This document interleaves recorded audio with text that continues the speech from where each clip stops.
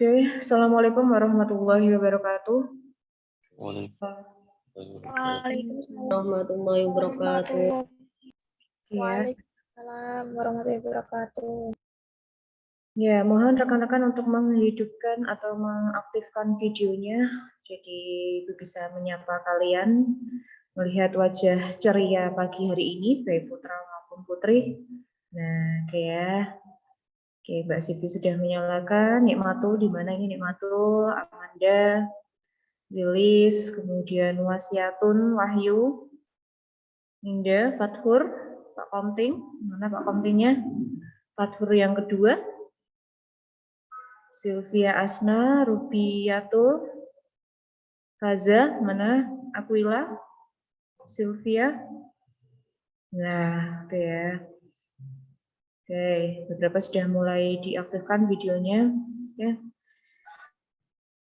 Ya, sambil menunggu teman-teman kalian hadir untuk pagi hari ini, sebelum perkuliahan kita mulai, marilah kita berdoa memohon kepada Allah Subhanahu wa taala agar ilmu yang kita terima bisa bermanfaat, kemudian kita tidak cepat melupakannya ya. Jadi daya ingat kita juga diberikan apa ya istilahnya ya, lebih kuat ya untuk mengingat-ingat materi yang berkaitan pada pagi hari ini. Kan?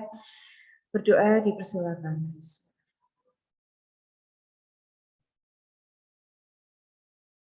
Amin ya, terima kasih. Nampaknya pagi ini ada yang belum mandi ya. Muhammad sudah mandi belum itu? Muhammad siapa ini? Muhammad ini. Sudah mandi belum, Muhammad? Saya masih ngantuk. Oke ya. Sambil menunggu rekan-rekan kalian, Ibu ingatkan kembali untuk presensi ya, presensi di V+. Bagi rekan-rekan yang mengalami kesulitan dalam presensi, nanti bisa ini ya via grup ya. Nanti Ibu bantu untuk absen kalian. Oke. Ya, Ibu mau mengomentari dulu ya sebelum kita masuk ke materi yang kedua berkaitan dengan ragam bahasa. Ibu mau mengomentari hasil pekerjaan diskusi kalian yang kemarin ya. Saya sudah mengkoreksi, ada satu yang saya belum sempat saya koreksi punyanya Fiona karena dia terlambat kemarin mengumpulkannya.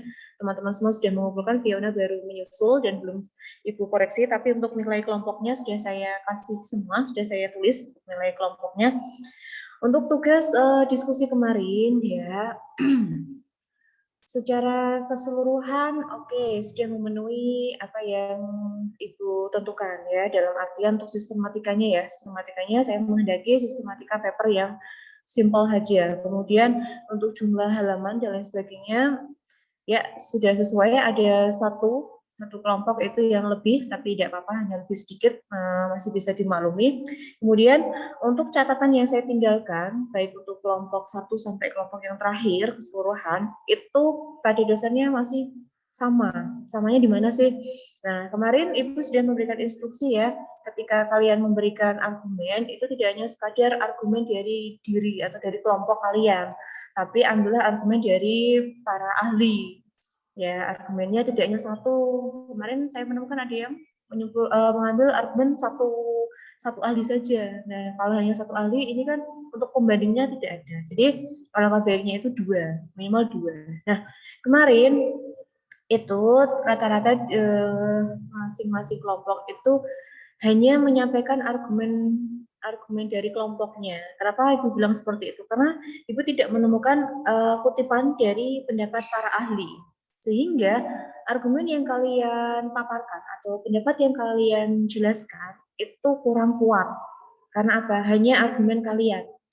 Ya, walaupun saya ketika membaca tahu ini bukan bahasa kalian, mohon maaf ya, ini bahasa semacam mengutip pendapat dari ahli, tetapi lupa mungkin ya, kalian lupa mencantumkan pendapat dari para ahli tersebut. Saya berpikirnya seperti itu ya, karena dari segi bahasa saya menemukan antara kelompok 1, 2, 3 itu adalah beberapa yang memiliki kemiripan dalam penyusunan kalimatnya. Nah, seperti itu. Jadi, untuk kedepannya, Ibu harap supaya kalian lebih teliti lagi ketika mengerjakan tugas kelompok dalam ini, apa namanya, memberikan argumen atau memberikan pendapat. ya, sesuai dengan arahan saya kemarin, caranya itu seperti itu.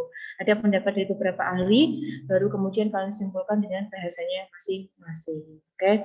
Nah, selanjutnya Ibu menemukan ada beberapa kelompok yang di situ mencantumkan kutipan ya di akhir daftar pustaka ada, daftar pustaka di akhir itu ada, tapi sebagian besar tidak mencantumkan daftar pustaka.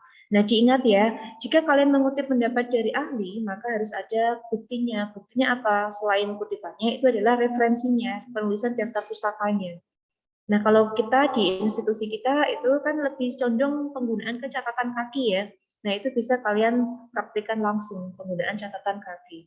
Bagaimana sih penggunaannya? Nah, kalian bisa lihat di contohnya, petunjuk teknis penyusunan tugas akhir itu ada.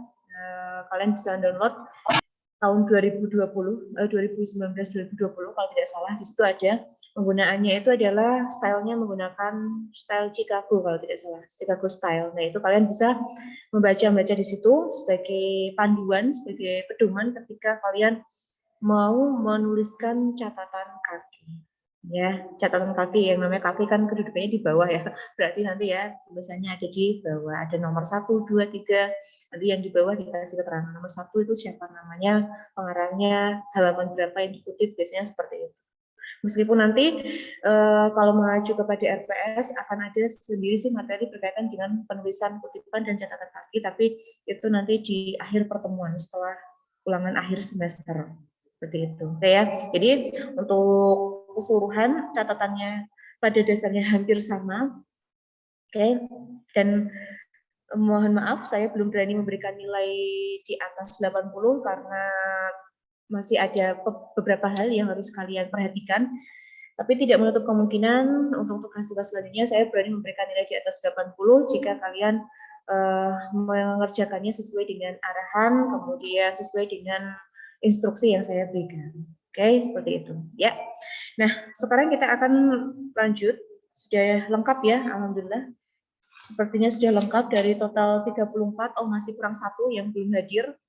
Oke, saya ingatkan untuk absen di V-Class ya, yang tidak bisa berangkat atau yang punya ini apa namanya halangan tidak bisa berangkat, nanti silakan di grup ya, tidak usah chatting. Oke, terima kasih. Nah, sekarang saya akan lanjutkan ke materi berikutnya. Nah, sesuai dengan RPS kita, pertemuan kita yang pertemuan ketiga ini ya, kita akan belajar berkaitan dengan ragam bahasa. Nah, setelah kalian mempelajari silsilah ya atau kelahiran, sejarah kelahiran bahasa Indonesia itu bagaimana, nah sekarang kita akan belajar ke ragam bahasa. Saya akan persiapkan PPT-nya dulu.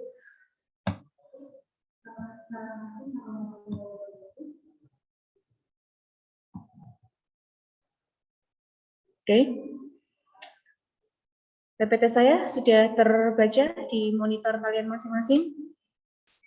Sudah belum? Sudah. Sudah ya. Oke. Nah, mohon untuk rekan-rekan selalu aktif membuka V-Class ya, tidak hanya untuk mata kuliah bahasa Indonesia, untuk mata kuliah yang lain kalian juga aktif.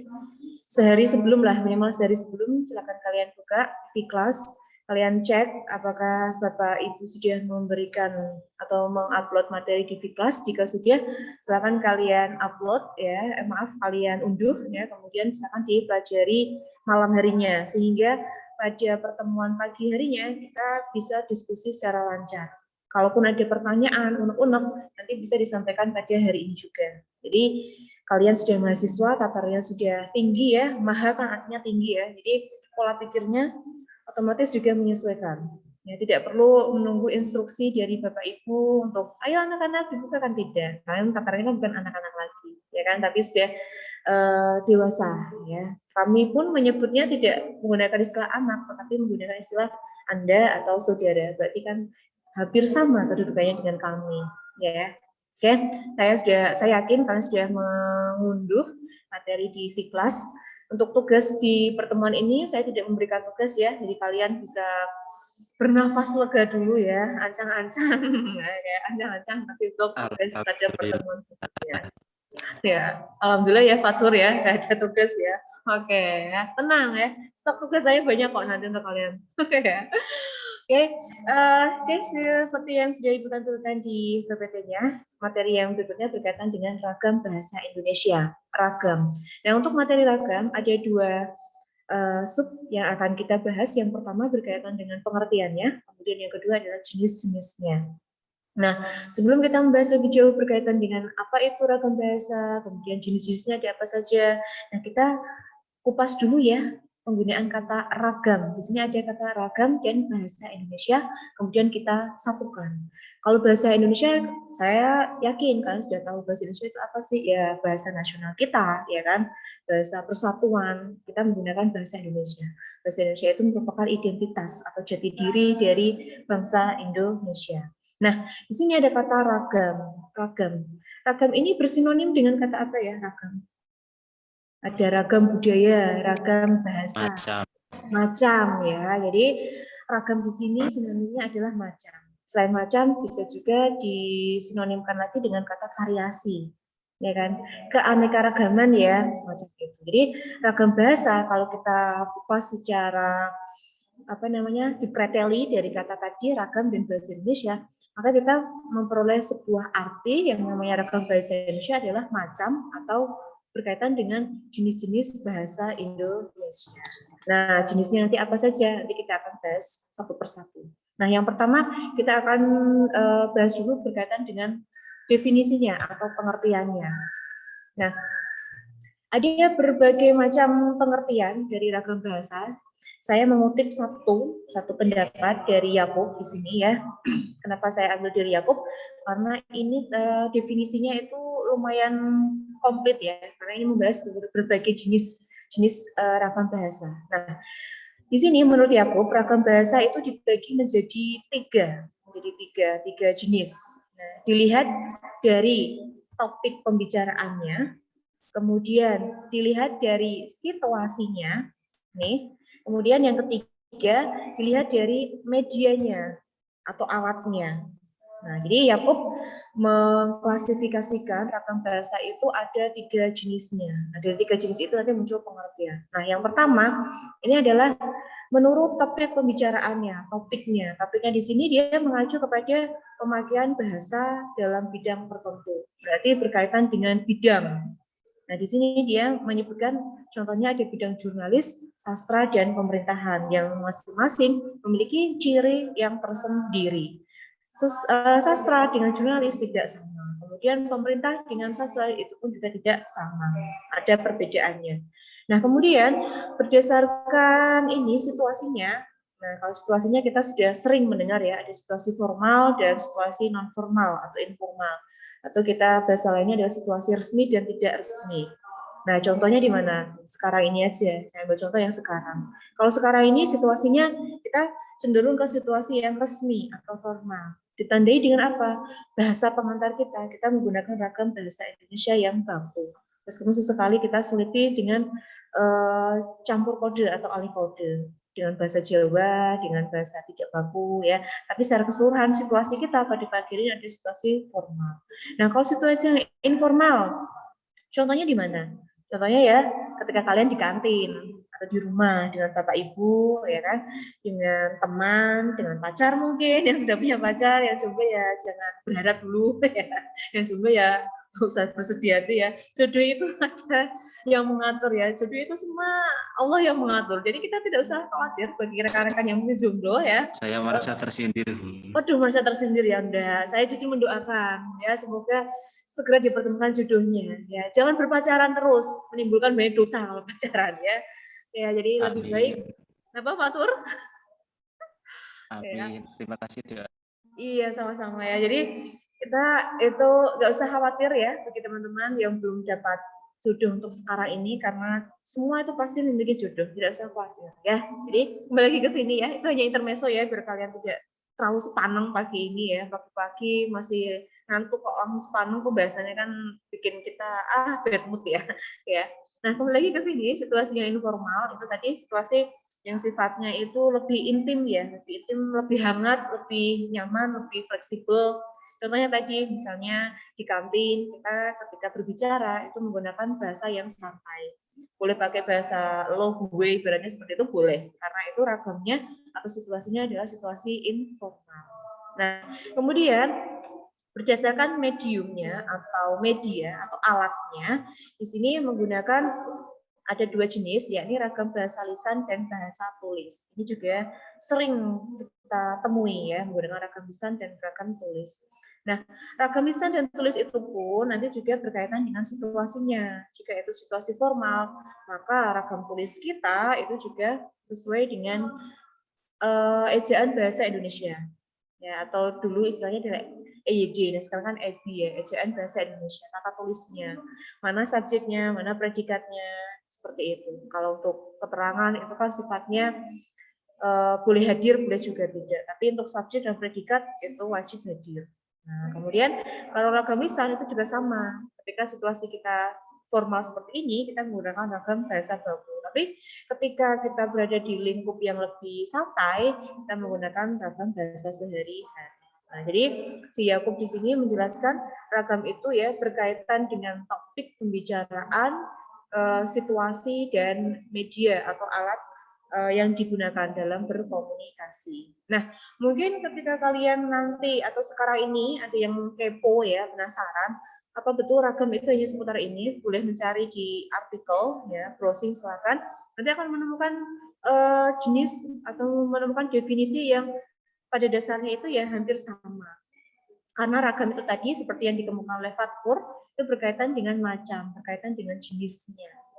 Jenis-jenis bahasa yang dipergunakan atau dilakukan dalam proses komunikasi. Ya. Nah, ini berkaitan dengan pengertiannya. Nah, sekarang kita masuk ke topik yang kedua berkaitan dengan jenisnya. Sebentar. Nah, untuk jenisnya di sini saya mengklasifikasikannya berdasarkan bidang ya. Kalau berdasarkan media, berdasarkan situasinya, kita kan sudah familiar ya, sering mendengar. Jadi tidak usah dibahas secara detail, kalian sudah paham. Nah, kita fokusnya ke jenis ragam bahasa Indonesia berdasarkan bidangnya. Nah, di sini ada, saya merangkum ada 4. Yang pertama, itu ada ragam hukum atau ragam undang-undang, kemudian ada ragam ilmiah, ragam jurnalistik, dan ragam sastra. Oke ya, ini ada 4 jenis pada jenis dari ragam bahasa Indonesia. Mungkin ketika kalian searching akan menemukan jenis yang lainnya, tidak apa-apa. Kita kan belajar tidak harus berasal dari satu sumber, bisa berasal dari sumber yang lain. Yang penting apa? Yang penting sumber tersebut itu relevan, bisa dibuktikan, ya ada dasarnya, seperti itu, ya. Nah, untuk keempat jenis ragam ini otomatis memiliki perbedaan ya. Namanya saja sudah berbeda. Ada hukum, ilmiah, jurnalistik, dan sastra. Oke.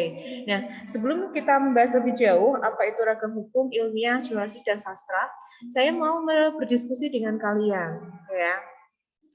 Mendengar atau membaca keempat jenis ragam bahasa ini, di antara 4 ini, adakah yang bisa menjelaskan salah satunya berkaitan dengan ragam bahasa? Saya persilakan. Boleh searching, boleh browsing. Mau menjelaskan dari keempat ini, salah satunya silakan. Bahasa jurnalistik, Bu. Bahasa jurnalistik, sebentar ya. Dengan siapa? Nurul Mahmudah. Nurul lumayan aktif ya, Rul. Oke, Nurul, bahasa jurnalistik. Ya, silakan. Bahasa jurnalistik merupakan bahasa yang digunakan oleh wartawan dalam menulis karya-karya jurnalistik di media massa, menurut Anwar. Menurut Anwar ya, oke. Jangan dimatikan dulu ya mikrofonnya ya, Nurul. Saya mau berdiskusi lagi ya. Oke. Tadi Nurul menjelaskan bahasa jurnalistik itu adalah bahasa yang digunakan oleh wartawan ya dalam menulis surat kabar di media massa maupun media elektronik ya. Nah, itu kan pengertian secara umumnya ya. Nah, kalau kita kaitkan dengan bahasa yang digunakan dalam ragam jurnalistik ini, bahasa yang bagaimana dalam penyusunan surat kabarnya? Bahasa yang dipergunakan menggunakan ragam bahasa yang resmi, yang baku, atau yang Non baku, denotasi, konotasi, menggunakan bahasa yang bagaimana Nurul kira-kira? Kalau kita melihat contoh koran, Baku, Bu. baku, Baku. baku. Yakin bahasa yang dipergunakan itu baku seutuhnya? Kebanyakan baku ya. Kebanyakan baku, oke. Secara umum baku ya, oke. Secara umum bahasa yang ditulis oleh para wartawan itu menggunakan ragam bahasa baku ya. Tapi tidak menutup kemungkinan dalam ragam tulis di jurnalistik itu kan tidak melulu pendapat dari jurnalistiknya ya, wartawannya maaf, pendapat dari wartawannya. Kita mengambil kutipan juga dari narasumber ya. Ada yang kita menemukan ada tanda petik itu ya, kutipan langsung seperti itu. Kayak otomatis ketika berbicara mereka menggunakan ragam bahasa yang sifatnya lebih santai ya, biasanya seperti itu. Nah, menurut Nurul itu secara umum menggunakan bahasa baku ya.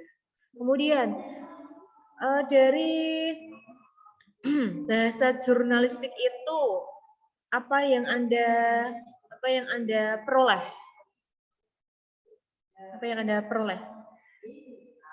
Ketika membaca koran, apa yang Anda peroleh dari koran tersebut?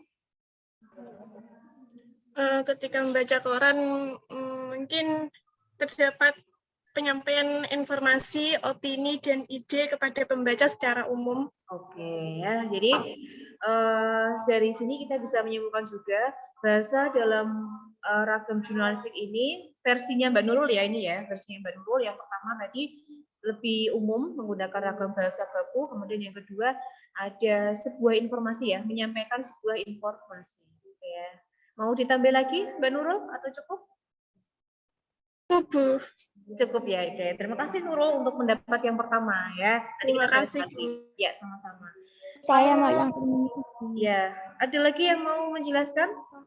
saya, Masih Bu. ya, Aquila Iya, ya. Iya. Jurnalistik Mau yang atau bahasa yang lain? Aquila? ilmiah, yang Oh, yang ilmiah, Bu. ilmiah. Ya, silakan. Jadi ragam bahasa ilmiah adalah salah satu ragam bahasa Indonesia yang digunakan dalam pertemuan dan penulisan karya ilmiah. Oke, jadi bahasa yang ragam ilmiah itu digunakan dalam forum resmi dan juga dalam penulisan karya ilmiah. Nah, sekarang mau tanya dulu sama Mbak Akila, mikrofonnya diaktifkan dan videonya ini ya, kok belum kelihatan Mbak Akila? Mana Mbak Akila? Tadi Mbak Akila atau Mbak Mila ya yang menjawab? Akila, Bu. Nah, Akila, videonya Akila? Nah, oke ya, walaupun terlihat lampu-lampu tidak apa-apa wes. Akila, tadi menjelaskan bahasa dalam penyusunan atau ragam formal dan juga penyusunan karya ilmiah. Nah, ketika Akila menyusun karya ilmiah, bahasa yang ditampilkan itu cirinya menggunakan bahasa yang bagaimana, Akila? Bahasa ilmiah itu cirinya apa? Menggunakan bahasa istilah-istilah ilmiah. Menggunakan istilah-istilah ilmiah. Seperti yang ada campuran bahasa Indonesia itu loh. Seperti campuran bahasa ilmiah. Misalnya ada kata oksigen seperti itu ya, atau nitrogen. Seperti itu. Ya, seperti itu. Oke. Jadi menggunakan istilah-istilah tertentu ya, menurut Akila ya. Oke. Selain menggunakan istilah tertentu, bahasanya bagaimana? Yang paling terlihat, yang paling membedakan antara ilmiah dengan bahasa sastra. Bahasanya mungkin bahasa asing. Bahasanya mungkin Bahasa asing. bahasa asing. Apakah boleh ketika kita menyusun karya ilmiah keseluruhannya itu menggunakan bahasa asing? Tidak ya. Mungkin hanya beberapa kata. Oke, mungkin hanya beberapa kata ya. Terima kasih Akila. Pendapat yang kedua berkaitan dengan ragam ilmiah. Akila menjelaskan itu bahasa yang digunakan dalam penyusunan karya ilmiah. Salah satu cirinya ini menggunakan istilah atau kata-kata teknis di bidang tertentu.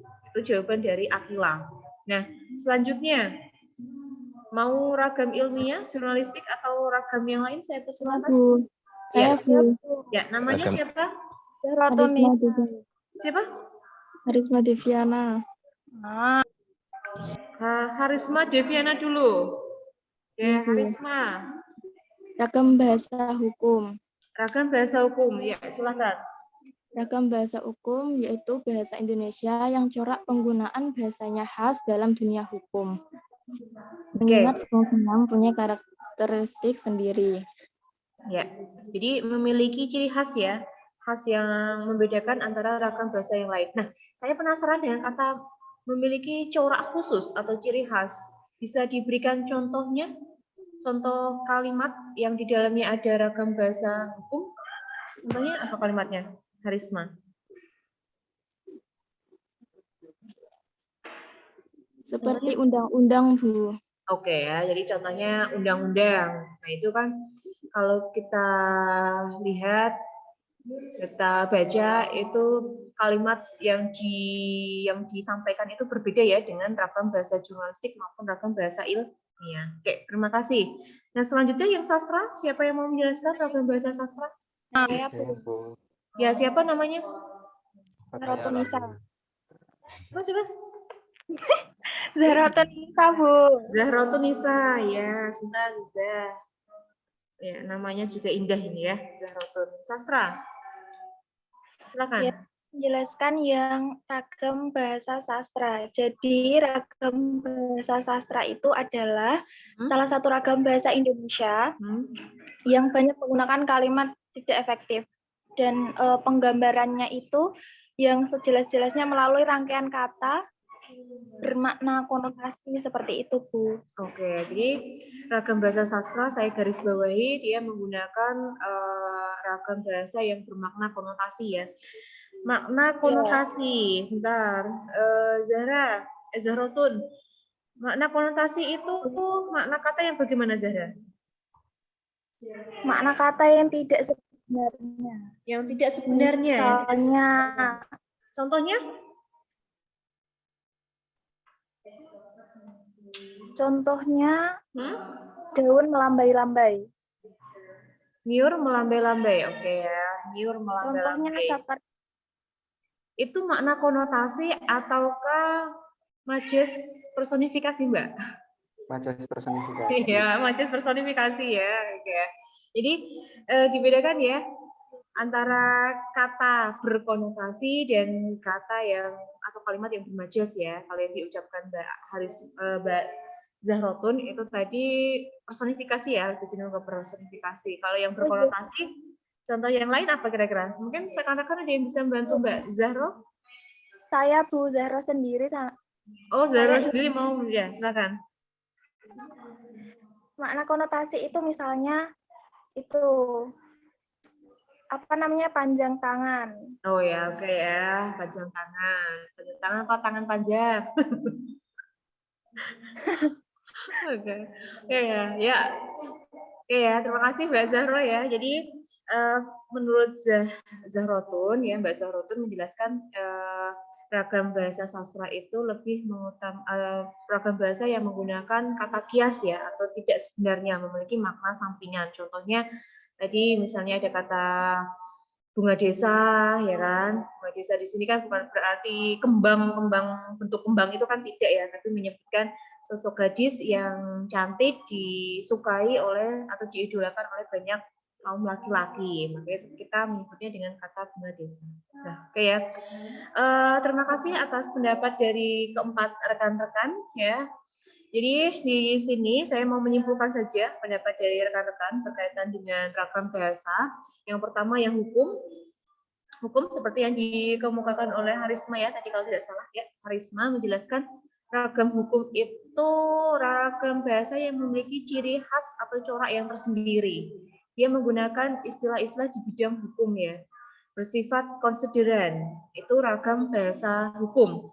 Konsideran di sini ditandai dengan kata menimbang, ya kan? Kemudian ada kata memutuskan, yaitu salah satu ciri dari ragam hukum. Ya. Nah, kalau contohnya tadi seperti yang diungkapkan oleh Harisma ada contoh undang-undang Bu, atau mungkin contoh yang lain adalah pasal-pasal. Nah, itu berkaitan dengan ragam bahasa hukum. Ya. Kemudian yang kedua ragam ilmiah. ilmiah tadi dijelaskan oleh Akila ya. Nah, yang dijelaskan oleh Akila sudah baik ya. Ragam ilmiah itu adalah ragam bahasa yang menggunakan aturan sesuai pedoman umum ejaan bahasa Indonesia. Jadi menggunakan bahasa atau ragam bahasa baku. Jelas, ya kan? Bermakna jelas. Itu ilmiah. Kalau contohnya itu tadi ada skripsi, ya, kemudian ada artikel, ada karya tulis. Nah, itu contoh dari ragam bahasa ilmiah, ya. Selanjutnya untuk yang jurnalistik tadi pendapat dari Saudari Nurul menjelaskan bahwa ragam bahasa jurnalistik ini adalah ragam bahasa yang dipergunakan oleh wartawan dalam menyampaikan informasi. Bahasanya itu komunikatif atau mudah dipahami. Ya, itu untuk ragam jurnalistik. Kemudian yang terakhir berkaitan dengan sastra. Nah, kalau sastra ini paling gampang. Ini kebalikan dari ragam ilmiah. Kalau ilmiah tadi harus menggunakan bahasa baku sesuai dengan ejaan bahasa Indonesia. Kalau yang sastra ini ragam bahasa yang lebih mengutamakan keindahan atau disebut dengan lisensia poetika. Nah, itu sastra ya. Jadi sastra ini lebih mengutamakan keindahan. Maka tak heran jika ketika kalian membaca puisi, membaca cerpen, novel, ya kan, prosa semacam itu, bahasa yang dipergunakannya itu bahasa yang indah, berlebihan kadang seperti itu. Contohnya tadi, contoh dari Zahrotun, nyur melambai-lambai. Nah, kalau dalam bahasa ilmiah, kalian membuat makalah, boleh tidak menggunakan kata pagi ini kami mengamati nyur melambai-lambai, boleh tidak? Boleh tidak? Tidak boleh ya, tidak boleh. Karena apa? Ciri dari ragam ilmiah itu menggunakan bahasa baku, ya kan? Kalau itu sastra boleh, ya kan? Pagi ini di tepi pantai, kupandangi nyiur melambai-lambai. Semilir angin berembus menusuk relung kalbuku misalnya. Kalau itu sastra boleh, ya kan? Karena apa? Sastra tadi kita garis bawahi lebih mengutamakan keindahannya atau estetikanya. Atau istilah dalam sastranya disebut dengan lisensia poetika. Jadi lebih mengutamakan unsur keindahan dalam penyampaian maksud, penyampaian ide, gagasan. Menggunakan bahasa bermakna kias itu tidak masalah, ya kan? Jadi tidak masalah ketika menggunakan ragam sastra. Jadi harapannya ketika kalian sudah memahami keempat jenis ragam ini, ketika menyusunnya itu kita sesuaikan. Kalau kita membuat sastra berarti bahasanya bahasa yang non baku, bahasa sehari-hari boleh. Kalau kita ingin membuat makalah berarti kita menggunakan ragam bahasa yang resmi sesuai dengan ejaan bahasa Indonesia. Oke ya, berkaitan dengan jenis sebelum saya lanjutkan ke selanjutnya, ada yang mau didiskusikan dulu? Saya persilakan. Yang belum paham 1, 2, 3, 4 nih, ya? Ya, Bu. Sudah paham ya? Oke, terima kasih ya. Jika ada yang belum paham nanti tidak usah malu bertanya ya. Malu bertanya itu sesat di jalan. Oke. Nah, oke. Sekarang kita akan membahas mengenai cirinya ya. Kalau tadi hanya pengertian secara umum ya. Dari pengertian itu kita bisa membuat ciri-cirinya, ya kan? Contohnya yang tadi misalnya sastra. Sastra tadi menggunakan bahasa kias. Berarti ciri-ciri dari ragam bahasa sastra nanti salah satunya adalah bahasa kias atau konotasi. Nah, sekarang kita bahas dulu yang ragam bahasa ilmiah. Oke. Nah, seperti yang kalian simak di PPT di layar handphone atau di laptop kalian masing-masing, ragam ilmiah memiliki 5 ciri ya. Yang pertama, bersifat formal objektif. Ya, ada kata objektif, ada kata subjektif. Ya. Objektif artinya apa? Objektif. Memihak. Iya, tepat sekali. Tidak memihak ya. Sesuai dengan keadaan yang sebenarnya. Jadi ini salah satu ciri dalam penyusunan karya ilmiah. Misalnya membuat makalah, misalnya membuat karya ilmiah, maka informasi yang kalian sajikan itu sesuai dengan keadaan yang sebenarnya. Tidak boleh menyimpang dari keadaan yang sebenarnya. Jadi harus bersifat objektif. Berbeda ketika kalian membuat pendapat, ya, argumen. Kalau argumen boleh bersifat subjektif, tetapi tetap diperkuat dengan pendapat yang sifatnya objektif. Oke. Kemudian yang kedua, menggunakan titik pandang gramatikal yang konsisten. Gramatikal ini berkaitan dengan tata bahasanya, ya, grammar nih bahasa Inggrisnya, ya, ada istilah grammar. Nah, bahasa Indonesia juga memiliki grammar. Grammarnya di mana sih? Ya, penggunaan ini subjek, predikat, kemudian ada pelaku, ada tindakan. Nah, ini tetap memperhatikan gramatikalnya.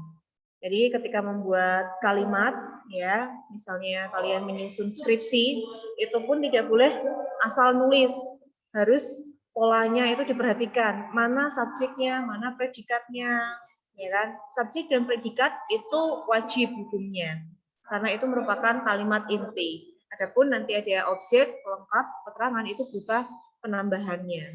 Ya. Selanjutnya, ini sangat penting. Ketika kalian menyampaikan ide, pendapat, gagasan, itu harus diungkapkan secara jelas dan tepat. Jelas di sini bisa dipahami. Jadi orang yang mendengarkan atau membaca karya kalian, karya ilmiah kalian itu menjadi tahu. Karena apa? Kalimat yang disajikan itu jelas. Tidak ambigu atau tidak berbelit-belit. Nah, contoh kalimat yang ambigu. Saya punya kalimat, ini maknanya apa coba? Kalimatnya adalah buku sejarah baru. Ini termasuk kalimat yang ambigu. Ambigu itu artinya apa sih? Ambigu itu artinya bermakna ganda, menimbulkan penafsiran yang berbeda. Nah, kalau kalimat saya, buku sejarah baru, pertanyaan saya, yang baru di sini buku atau sejarahnya? Buku. Buku. Punya. Adalah buku. Yang lain? Buku. Buku. Yang lain? Sejarah mungkin. Sejarah mungkin. Nah, jadi dari jawaban rekan-rekan, ya, buku sejarah baru. Ini antara satu dengan yang lain itu memiliki penafsiran yang berbeda. Ada yang menyebutkan yang baru itu adalah bukunya, dan yang kedua itu adalah sejarahnya. Nah, ini salah satu contoh kalimat yang tidak jelas. Nah, maka ketika menyusun karya tulis nanti kalian harus menghindari kalimat seperti ini, harus diperjelas. Kalau mau yang baru bukunya bagaimana? Kalau mau sejarahnya bagaimana? Misalnya buku sejarah yang baru. Nah, ini kan maknanya akan sama dengan antara satu dengan yang lain. Jadi dipertegas dengan kata yang, seperti itu, ya. Jadi bahasa yang digunakan harus jelas dan tepat. Kemudian kalau untuk sastra ini boleh, ya, ada ungkapan yang bersifat emosional, hubungan dengan perasaan, feel, boleh. Tapi kalau untuk ragam ilmiah, kita justru harus menghindari ungkapan ekstrim dan emosional. Jadi yang berhubungan dengan rasa, yang berhubungan dengan feel, itu tidak boleh disangkut pautkan ketika menyusun karya ilmiah. Harus rasional, bukan emosional. Tapi kalau sastra justru kebalikannya. Kalian lagi diputus pacarnya, mewek-mewek, ya, nangis-nangis, terus aku mau ini dah, buat puisi lah, ungkapan perasaanku. Nah, bahasannya itu yang lebay-lebay, hatiku hancur berkeping-keping, awan hitam bergelayut di hatiku. Nah, kalau itu boleh, ya, membuat ragam bahasa sastra seperti itu boleh, berkaitan dengan emosi, ya, perasaan dari si penulis boleh, karena itu adalah sastra. Tapi kalau ini boleh menyusun karya ilmiah kok ada bahasa hatiku hancur berkeping-keping. Hah, ini bahasa apa ini? Nah, ya kan, jelas ini bukan bahasa resmi, bukan bahasa baku. Nah, jadi kita harus bisa membedakan ketika nulis karya ilmiah, nulis cerpen, bagaimana nanti pola penyusunannya, ya.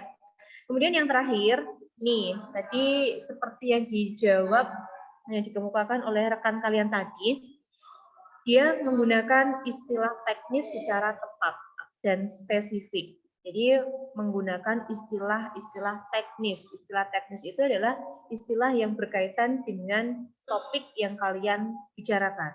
Contohnya, kalian mau membuat makalah atau artikel berkaitan dengan kesehatan.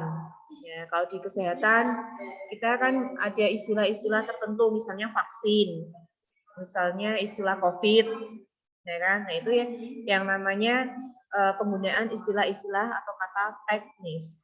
Tentunya ketika di bidang kesehatan dengan otomotif kita tidak mungkin menemukan istilah vaksin, ya kan? Karena itu hanya ada di bidang kedokteran. Ya, jadi ini berkaitan dengan ciri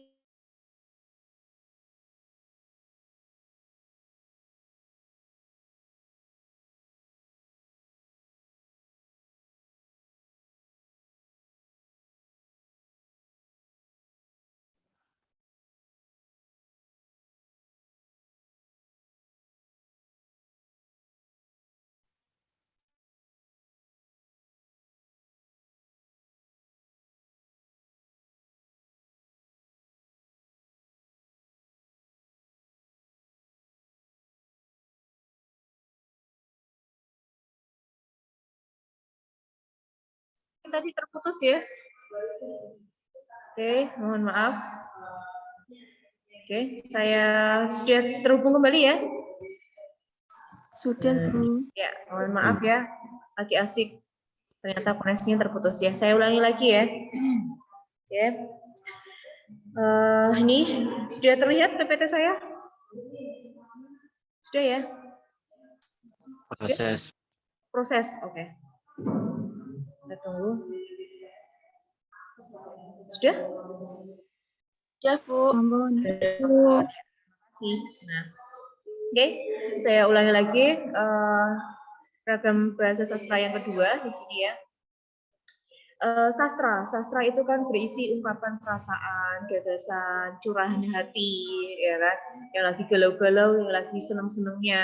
Maka dalam penciptaannya itu lebih bersifat kreatif. Kreatif di sini bergantung dengan mood ya, mood dari para pengarangnya atau penulisnya atau penyairnya. Jadi berisikan daya imajinasi, kreativitas dari si pengarang. Oke. Kemudian tadi yang kedua, dia lebih banyak menggunakan gaya bahasa atau kalian menyebutnya itu adalah majas.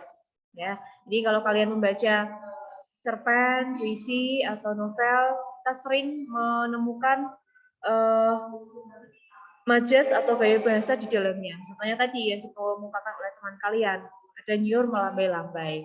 Kemudian ada sang rembulan bersembunyi di balik awan, misalnya, atau rembulan mengintip di balik jendela. Nah, ini kan penggunaan dari gaya bahasa atau majas. Nah, selanjutnya, meskipun dalam penulisan ragam sastra ini menggunakan kata yang bermakna denotatif, tapi tidak terlalu banyak. Dia lebih condongnya ke yang konotatifnya, yang bermakna kias.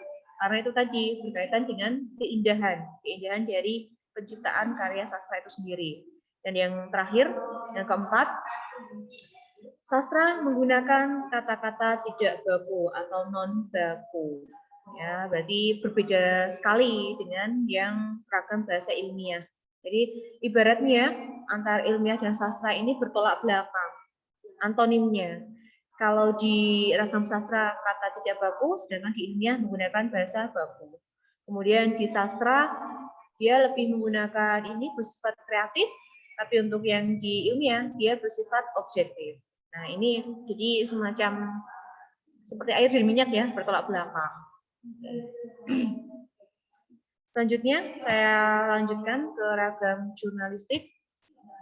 Oke, ini ciri dari ragam jurnalistik seperti yang dikemukakan oleh rekan kalian. Yang pertama itu adalah komunikatif. Komunikatif itu dari kata komunikasi. Komunikasi artinya apa? Komunikasi. Berkomunikasi. Hubungan, terhubung. Kenapa? Hubungan antara satu orang Paham. lain. Lilis dulu, Lilis. Apa Lilis? Memahamkan. Memahamkan ya. Kemudian tadi ada yang menjawab hubungan. Siapa yang menjawab hubungan ini? Saya, Bu. Fathur ya, hubungan. Hubungannya bagaimana, Pak? Intinya Terhubung antara satu orang dengan orang yang lain. Ya, hubungan antara satu Bisa orang dengan orang yang komunikasi. lain, ya. Jadi komunikasi itu bisa terjadi jika ada minimal 2 orang ya. Kalau satu orang kan tidak mungkin ada komunikasi. Masa orang gila, orang gila kalau ini orang gila kan ngomong sendiri ya. Apakah itu namanya komunikasi? Kan tidak, ya. Iya. Jadi itu komunikasi itu bisa kita artikan hubungan yang bagaimana hubungan antara satu dengan yang lain, komunikasi, hubungan timbal balik, ya kan? Ketika berkomunikasi ada informasi yang hendak disampaikan, pesannya yang disampaikan, sehingga mitra bicara kita atau mitra tutur kita itu memperoleh informasi atau pesan yang diungkapkan oleh si penutur. Itu namanya komunikasi. Nah, agar informasi itu bisa dipahami, maka harus bersifat komunikatif. Komunikatif itu apa? Yaitu tadi bisa dipahami pesannya apa, yang didengar apa, outputnya apa. Nah, jadi antara yang diucapkan dengan yang diterima itu sama. Itu yang namanya komunikatif, mudah dipahami. Nah, selanjutnya yang kedua, cirinya dia menggunakan bahasa yang sifatnya sederhana. Ya, sederhana, tidak terikat oleh aturan gramatikal, harus SPOK, harus ini tidak. Dia lebih sederhana. Selanjutnya, dinamis. Ada dinamis, ada statis ya. Kalau di bidang kelistrikan ada listrik statis dan listrik dinamis. Dinamis itu artinya apa ya? Dinamis. Apa Mil? Iya, berkembang. Oke ya. Jadi tidak mungkin seorang wartawan memberitakan atau memberikan berita informasi itu yang sifatnya sudah basi, sudah kemarin-kemarin kan tidak. Pasti dia akan memberikan berita yang sifatnya up to date, ya kan? Yang akurat. Yang sekarang sedang booming, sedang hangat dibicarakan itu apa sih? Nah, itu yang akan diberitakan oleh wartawan. Contohnya, kalau sekarang kalau COVID kan sudah bukan hal yang baru ya. Misalnya ini yang lagi boomingnya itu tim pebulu tangkis kita ya. Pebulu tangkis dari tim Indonesia ini gagal melaju ke All England dengan alasan dalam satu pesawat ini ada salah satu penumpangnya yang positif COVID. Nah, akhirnya dicekal atau dibatalkan untuk ikut mengikuti kompetisi yang ada di All England. Nah, ini kan termasuk berita yang masih hangat, masih fresh. Maka masyarakat ketika menemui berita yang sifatnya masih fresh, dia itu kepo ya, rasa ingin tahunya tinggi.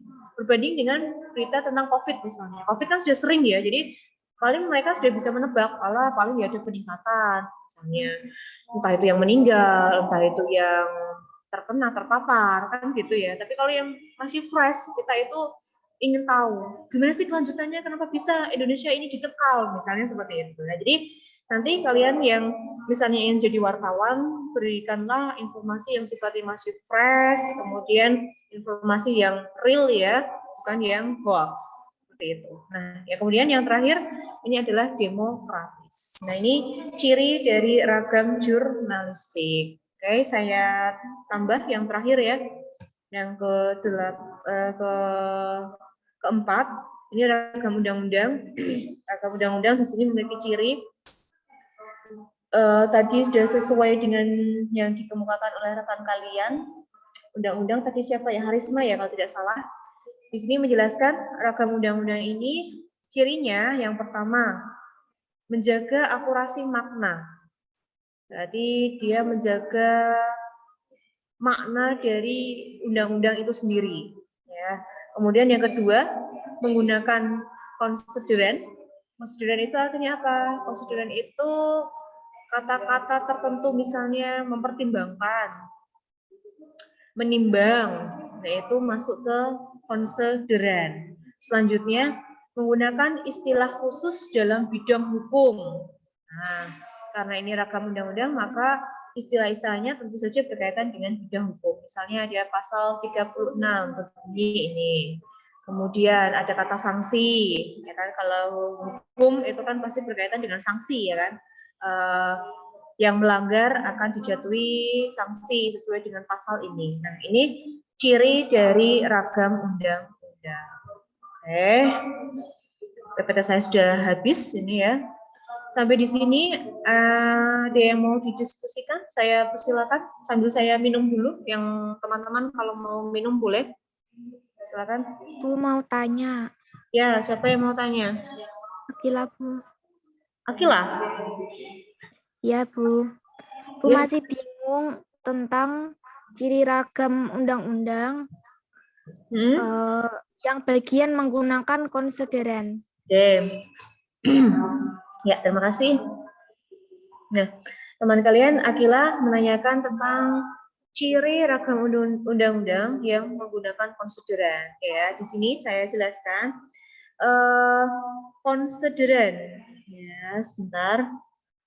Konsideran itu artinya apa sih? Konsideran ini, bentar. Kalian pernah melihat surat keputusan tidak? Contoh surat SK, surat keputusan. Pernah melihat tidak? Pernah, Bu. Pernah ya? Nah, Pernah. Fahmi ya? Fahmi pernah ya? Fahmi ya? Nah, Fahmi, kalau kamu pernah melihat, paling enggak masih ingat gambarannya ya? Tulisannya itu apa sih yang ada di SK, surat keputusan? Biasanya ada kata apa? Biasanya ada kata-kata menimbang dan seterusnya, memperhatikan dan seterusnya gitu. Memperhatikan dan seterusnya, menimbang dan seterusnya. Nah, itu yang dinamakan dengan konsideran. Ya, si Akila. Jadi konsideran itu konsideran itu adalah kata-kata atau istilah khusus yang hanya ada di bidang tadi, hukum atau undang-undang. Misalnya ada kata menimbang, kemudian tadi memutuskan, kemudian ada kata menetapkan. Nah, itu yang dimaksud dengan menggunakan konsideran. Jadi, ketika menyusun SK, surat keputusan, itu kata-kata tersebut sifatnya wajib harus muncul. Ya, harus ada kata menimbang, ada kata memutuskan, kemudian memperhatikan. Nah, itu yang namanya konsideran, menggunakan kata-kata konsideran, kata-kata yang isinya tentang mempertimbangkan, memutuskan semacam itu. Yang tidak kita temui dalam penyusunan karya ilmiah dan jenis ragam bahasa yang lainnya. Oke. Terima kasih Fahmi sudah membantu menjawab.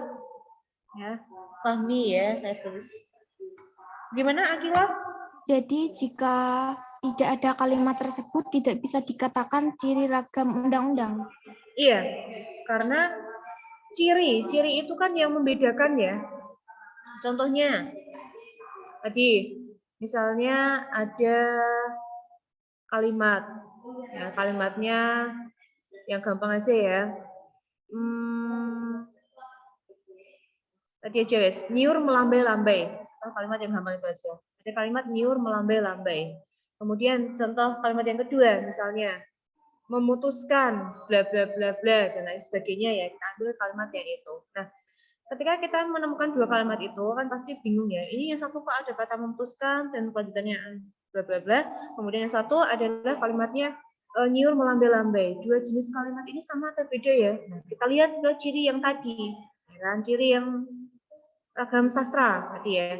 Di sini ada kata nyur melambai-lambai. Nyur ini berkaitan dengan penggunaan gaya bahasa. Oh, ini ciri dari sastra karena penggunaan ragam bahasa. Kemudian yang berikutnya, kan tidak mungkin nyur itu bisa melambai-lambai. Yang bisa melambai-lambai itu kan manusia, ya kan? Berarti ini menggunakan bahasa kias juga kan? Ada makna sampingannya. Oh iya, ini sastra.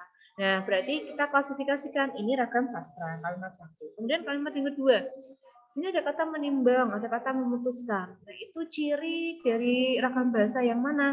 Kita lihat lagi. Oh, ini menggunakan kata konsideran tadi. Berarti ini ciri dari ragam undang-undang. Jadi ciri jika tidak ada ciri dari ini yang menggunakan konsideran, berarti itu bukan ragam undang-undang. Tapi kita lihat lagi nanti konteks kalimatnya selanjutnya itu seperti apa. Ya, begitu ya, Mbak Akila. Kemudian Bu, saya masih belum paham tentang menjaga akurasi makna. Oke, sebelum saya jawab, rekan-rekan ada yang bisa menjawab pertanyaan atau membantu jawab ini Akila untuk memahami apa sih yang dimaksud dengan menjaga akurasi makna? Akurat. Saya, Bu.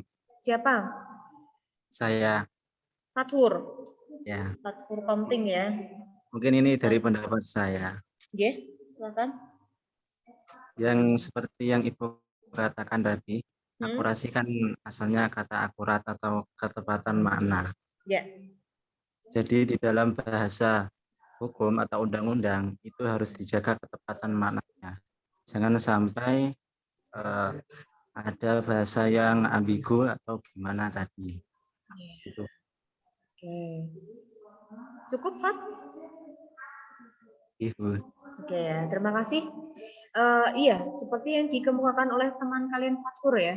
Jadi kan ada menjaga akurasi makna, akurat. Akurat itu tepat, ya kan? Jelas juga ya bisa kita sinonimkan itu ya. Jadi kata yang dipilih itu tidak boleh kata yang berambigu ya atau bermakna ganda. Karena tadi jika bermakna ganda maka maknanya pun akan berbeda. Jadi ketika memilih kata dalam ragam bahasa undang-undang itu harus kata yang akurat, kata yang tepat supaya makna tidak mengalami pergeseran. Ya, maka tidak heran ketika kita menemukan contoh teksnya, misalnya pasal, misalnya SK, itu bahasa yang digunakan itu kan bahasa yang saklek banget ya.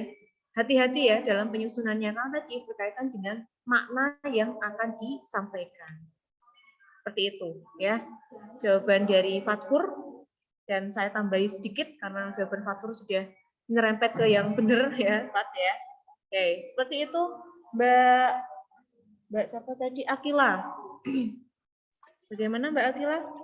Berarti kalau kalimatnya masih menunjukkan kata ambigu, berarti harus disempurnakan lagi. Kenapa? Kalau kata-katanya bermakna ambigu? Kalau kata-katanya masih bermakna ambigu, itu berarti harus disempurnakan lagi agar tidak ambigu. Atau diganti kata.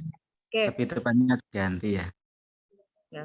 Fathur mau jawab, Fathur, silakan. Sebelum saya jawab. Lebih tepatnya diganti, Mbak. Nah, Nggak disempurnakan tapi diganti.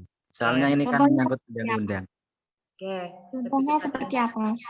Contohnya seperti apa? Lah, kamu menemukan contoh yang ambigunya yang bagaimana, Mbak? Coba nanti kita analisis gitu ya. Contoh ambigunya yang bagaimana kalimatnya, Mbak?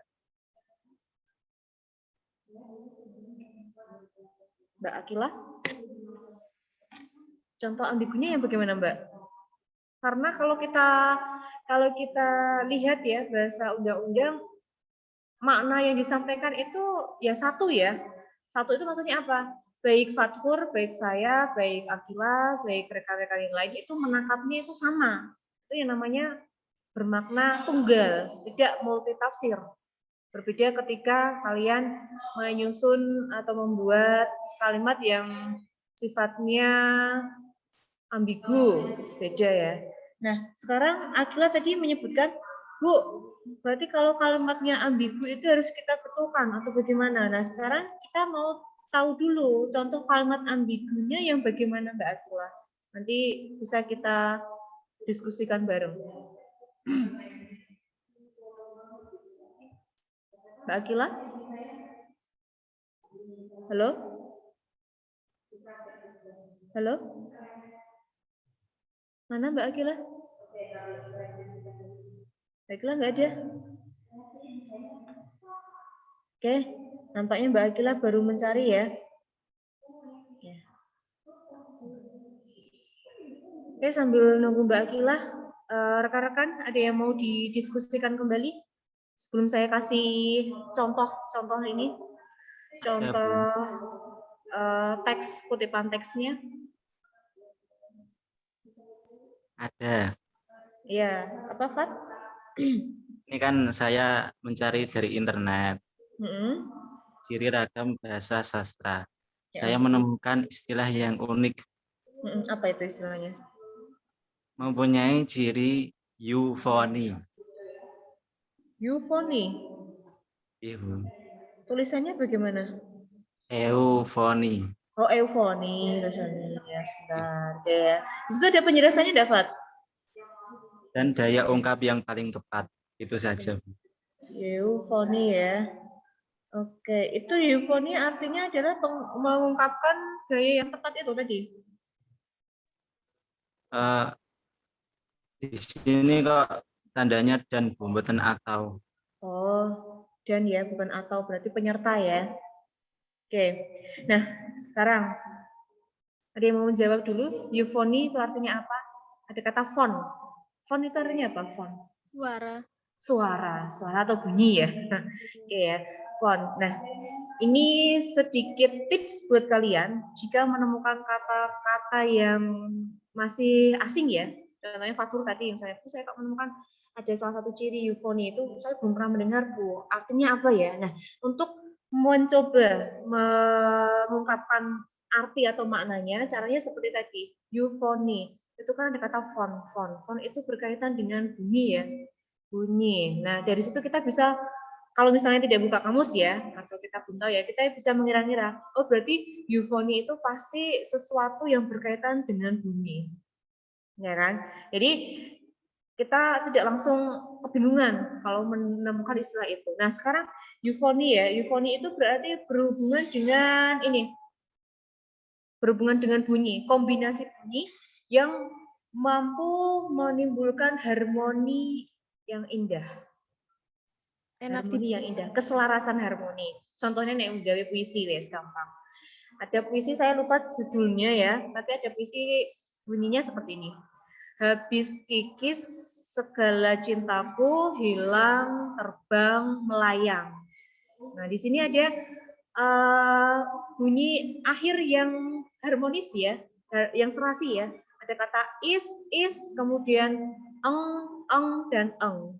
Habis kikis segala cintaku hilang terbang melayang. Nah, ini yang dinamakan dengan eufonia, font ya. Berarti berhubungan dengan keserasian, keharmonisan dalam pemilihan bunyi bahasa. Dalam hal ini ya huruf, kita sebutnya huruf. Nah, fonem itu kan huruf ya, font itu bunyinya. Begitu Fathur. Mungkin teman yang lain ada yang menemukan, bisa menambah ini penjelasannya, saya persilakan. Teman-teman ada yang menemukan istilah eufonia? Artinya apa? Gimana, Fat? Bisa dipahami, Fat? Alhamdulillah, sampun sangat jelas. Oke ya, jika nanti belum jelas bisa ini ya, browsing sendiri ya, Fat ya. Informasi tidak hanya dari saya, Fat ya. Oke ya. Oke, terima kasih. Selanjutnya masih saya buka sesi untuk diskusi kalau ada, kalau tidak tak buka kayak contoh kutipan. Saya mau tanya. Ya, siapa yang mau tanya? Siam. Ya, Siam. Saya cari di internet ciri ragam bahasa jurnalistik, salah satunya ada kata jernih. Nah, jernih. Jernih. Jernih itu kan berarti bening, tembus pandang, transparan, jujur, dan tidak menyembunyikan sesuatu yang bersifat negatif seperti prasangka atau fitnah. Itu maksudnya gimana, Bu? Sebentar, tadi kamu menjelaskan jernih itu bening, bersih, jujur. Terus belakangnya ada kata apa tadi? Tidak menyembunyikan sesuatu yang lain yang bersifat negatif. Oke ya. Nah, sebenarnya udah kamu jawab sendiri sih, Yam.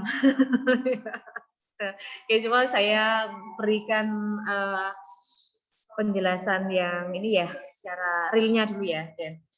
Ya, jernih itu memang sinonimnya banyak ya, seperti yang kamu ucapkan tadi. Ada bening, ada bersih, ada jujur, ya kan. Berbicara sesuai dengan keadaan yang sebenarnya. Jernih di sini kalau kita kaitkan dengan jurnalistik, bahasa jurnalistik berarti informasi yang disampaikan itu mengandung kebenaran. Jernih di sini maksudnya seperti itu. Jadi kalian misalnya ada yang bercita-cita jadi wartawan. Ketika mau memberikan informasi, itu harus memberikan informasi yang benar sesuai dengan faktanya. Kalian tidak boleh ada unsur keberpihakan. Misalnya, saya mau memberitakan tentang ini korupsi di lingkungan X. Tapi kok saya kenal baik dengan orang itu. Wah, tak tutupi tak bawa beritanya tak walek. Nah, itu yang namanya tidak jernih, tidak transparan, tidak jujur. harus memberikan informasi yang sebenarnya. Itu maksud dari kata jernih dalam bidang jurnalistik, memberikan informasi yang sebenarnya, keadaan yang real, tidak ditutup-tutupi atau tidak ditambahi. Seperti itu ya, Siam ya.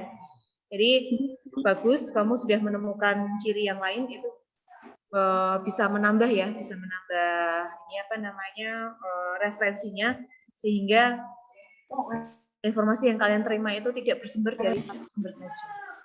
Itu ya Siam ya. Iya Bu. Ya. Terima kasih atas informasinya. Sama-sama. Oke. Nah, saya tutup dulu sesi ininya ya. Saya mau memperlihatkan sesuatu. Wis, apa itu kok sesuatu ya? Nah, ini dia ini. Oke. Nah. Oke. Terlihat kutipan teks 1 2 3 4? Terlihat belum? Sudah. Ya. Oke. Nah, kalau tadi secara teori-teori ya, kita memahami konsep mengenai ragam bahasa. Sekarang ada contoh kutipan teksnya. Ada 4, sesuai dengan teksnya ada 4, saya ambilnya 4 saja. Nah, ini ada yang pertama kutipan teksnya. Penggemar Madrid yang lebih dari 80 juta orang di seluruh dunia mendongkrak pemasukan dari komersial. Nah, ini kita fokus ke kutipan teks 1. Nah, tadi kita sudah mempelajari ciri-ciri dari keempat jenis ragam bahasa tadi. Nah, untuk kutipan teks 1 ini, kira-kira masuknya dia ragam bahasa yang mana? Jurnalistik. Jurnalistik. Jurnalistik. Alasannya apa? Karena mengandung informasi tertentu. Oke, tepat sekali ya, karena mengandung informasi tertentu. Ada informasi yang disampaikan. Informasinya apa sih? Ya ini, karena penggemarnya banyak itu mampu mendongkrak pemasukannya. Nah, sekarang yang kedua, inilah hidupku dan aku tidak peduli apapun penilaian kalian. Toh aku hidup bukan untuk membahagiakan orang lain, apalagi menghabiskan waktu mendengar komentar mereka. Teks apa? Sastra. Sastra Bu. Ya, teks sastra. Ya, oke, gampang ya. Kalau ini jelas sekali, ada pasal 62, teks apa? Hukum. Ya, ini teks hukum ya. Nah, yang terakhir, remaja sekarang memiliki rasa ingin tahu yang tinggi. Sebagai orang tua yang berperan penting kepada anaknya, diharuskan untuk mendidik anaknya agar tidak terjerumus kepada hal-hal yang negatif. Ini bahasa ilmiah. Ya, ini ragam bahasa ilmiah. Nah, ini kalimat 1 dan 2 ini berupa pendahuluan ya pada bagian latar belakang sebelum masuk ke isinya.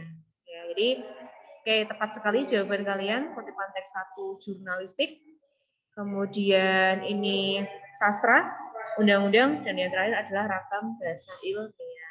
Oke, gampang ya analisisnya? Gampang ya? Ya. Nah, karena untuk pertemuan ini saya tidak memberikan tugas, tetapi saya memberikan kesempatan kepada kalian. Nanti silakan cari contoh-contoh jenis seragam bahasa 4 tadi. Nanti silakan kalian coba analisis sendiri ya. Oh iya ya, ini pembedanya ini termasuk ini, termasuk ini. Nah, jadi sebagai mengembangkan pemahaman kalian, bisa kalian cek, kalian cari nanti contoh-contoh berkaitan dengan keempat ragam itu sendiri dan coba dianalisis sendiri ya, sebagai untuk menggali pengetahuan kalian. Gitu, ya. Saya kasih udara segar ya. Pagi-pagi tidak ada tugas Bu, yes, ya. Mata kuliah yang lain banyak Bu. Saya paham ya. Paham, saya pernah jadi mahasiswa ya. Kalau nggak ada tugas sehari itu rasanya senang banget ya. Ya, tapi tenang, minggu depan tak kasih tugas kalian ya. Oke, sampai di sini ada yang mau didiskusikan kembali, saya persilakan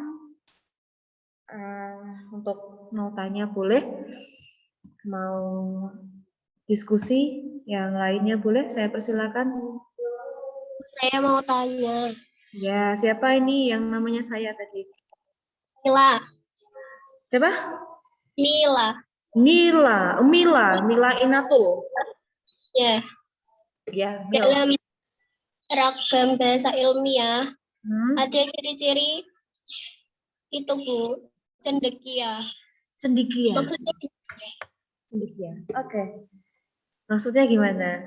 Kalian pernah buka Google cendekia? Sering, Bu. Sering. Oke, cendekia. Ini cendekia ini termasuk kata apa ya? Bahasanya yang udah.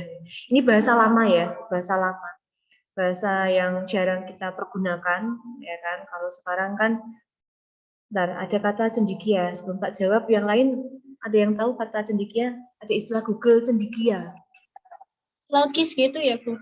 Logis, belum tepat. Pengetahuan. Pengetahuan, nyerempet sih dek. Pintar. Cerdas, pandai. Cerdas, iya. Tadi siapa yang jawab cerdas?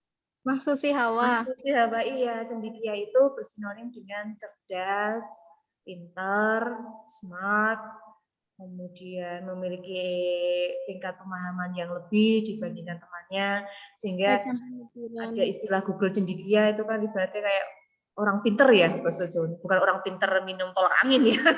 Oke ya. Jadi semacam bahasa Jawa ya, cendekia itu adalah orang yang pintar. Ya, maka ada istilah Google cendekia, berarti isinya itu ya berhubungan dengan orang-orang yang hebat, orang-orang yang pintar di bidang itu. Nah, jadi cendekia itu sinonimnya adalah pintar. Ya, ini istilah lama. Ada cendekia, ada cendekiawan. Nah, seperti itu. Ya, Mbak Sopomo ya, lali meneh Mbak Mila ya, Mbak. Itu ya Mbak Mila. Mau tanya. Oh iya, silakan Sob iki. Muhammad Khairul Mustafa. Muhammad Khairul Mustafa.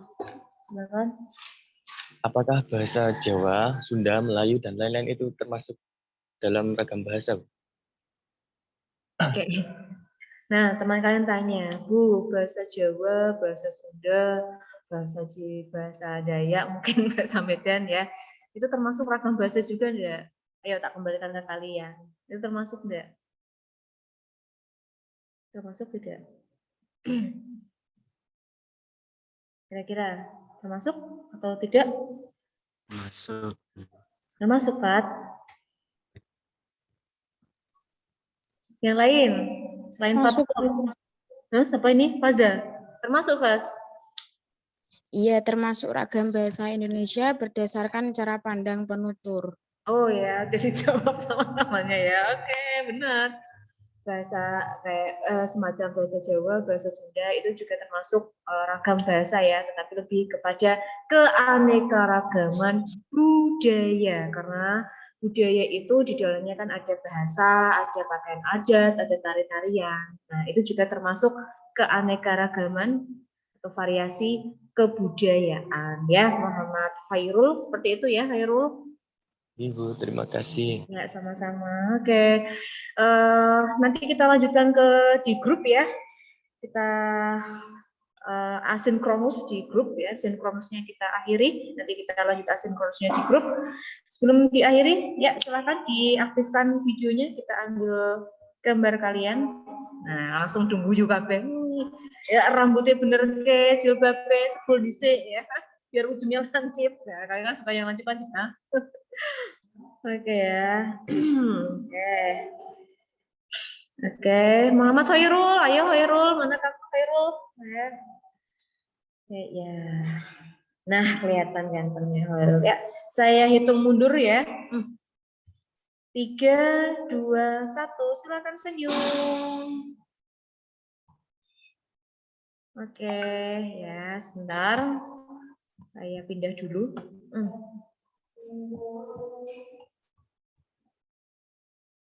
Oke. Ya, hilang sebentar. Oke, satu kali lagi. Ya, dilapis mripate. Oke, Nurul. Ya, saya hitung mundur ya.